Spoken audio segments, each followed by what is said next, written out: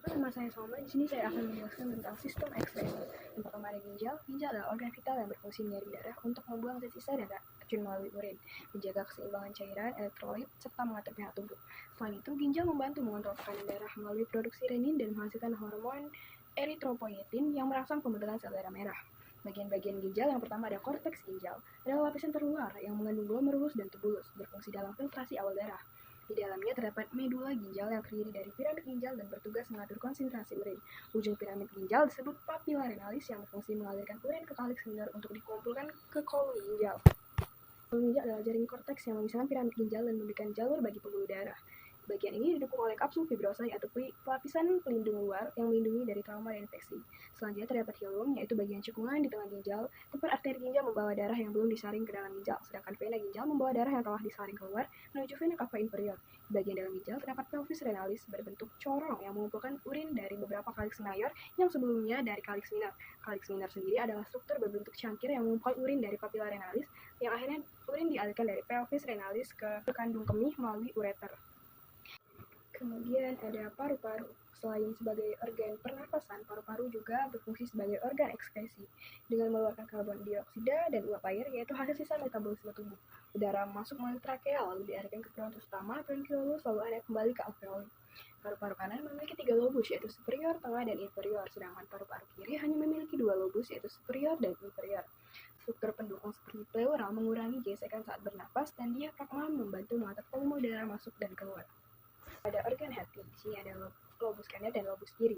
Lobus kanan hati lebih besar, berfungsi dalam metabolisme zat-zat makanan dan detoksifikasi. Lobus kiri mendukung fungsi hati secara keseluruhan dan terlibat dalam pembentukan empedu.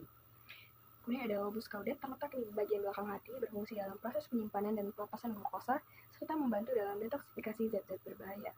Kemudian ada lobus kuadrat, berperan dalam pemrosesan darah dan pengaturan metabolisme lemak. Vena porta hepatitis membawa darah yang mengandung nutrisi dari saluran pencernaan ke hati. Kemudian ada sel Kupper, yaitu sel fagosit yang berada dalam hati untuk menghasilkan sel darah merah tua dan mikroorganisme yang masuk ke dalam hati. Kantong empedu atau gallbladder menyimpan empedu yang diproduksi oleh hati dan melepaskannya ke usus kecil untuk membantu pencernaan lemak. Yang terakhir yaitu ada saluran empedu atau bile ducts yang menyalurkan empedu dari hati dan kantong ke usus kecil untuk pencernaan lemak. Organ ekskresi selanjutnya yaitu kulit. Kulit terdiri dari epidermis, yaitu lapisan terluar yang melindungi tubuh dari berbagai bahaya. Dalam epidermis ini mengandung melanin untuk warna kulit. Di bawahnya itu ada dermis yang memberikan elastisitas, kekuatan, serta pembuluh darah, saraf, dan kelenjar. Hipodermis yaitu jaringan lemak yang berfungsi sebagai bantalan dan penyimpanan energi serta pengatur suhu. Kulit halus melindungi kulit dari sinar matahari dan partikel asing. Terus saraf di kulit memberikan sensasi seperti dingin, panas. Kemudian ada kelenjar keringat yang membantu mengatur suhu tubuh dan mengeluarkan sisa-sisa metabolisme. Vena di sini mengalirkan darah kembali ke jantung. Dan ada jaringan lemak menyimpan energi sekaligus menjaga suhu tubuh.